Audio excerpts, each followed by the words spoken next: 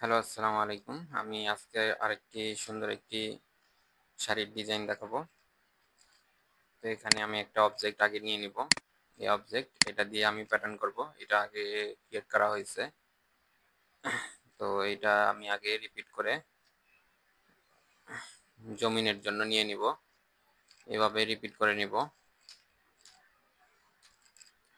Repeat করার পরে আমি দুই পাশে বর্ডার অ্যাড করব।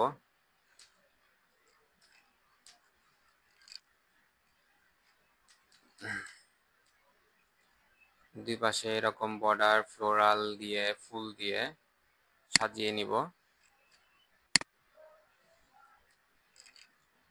এখন এই ফুলটা এখান থেকে এভাবে কিছু অবজেক্ট দিয়ে সাজাবো। সাজায় এখানে যে আঁচলটা আছে আঁচলটা পূরণ করে নিব।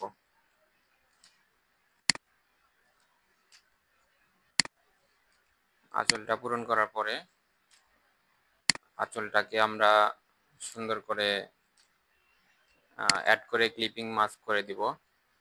তারপরে পুরা শাড়িটা রেডি করব।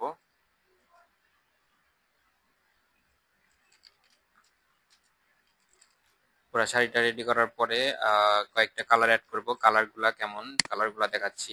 তো এখানে শাড়িতে এটা একটা কালার, এখানে একটা কালার এড করেছি। মোট চারটা পাঁচটা কালার আছে, চার পাঁচটা কালার আছে এখানে। তো এটা সুতি শাড়ির মধ্যে, সিল্কের শাড়ি, সুতি শাড়ি মিক্স করা শাড়ির মধ্যে ডিজাইনটা প্রিন্ট হবে, যাতে কালারটা ভিজিবল হয় তার জন্য লাইট কালার দেওয়া হয়েছে। তারপরে যে কালার, পরবর্তী কালারটা হচ্ছে এটা। এটা হচ্ছে নিচের পোর্শন থাকবে, এটা হচ্ছে উপরের পোর্শনটা থাকবে। এটা হচ্ছে আঁচল, এটা বডি, জমিন এটা।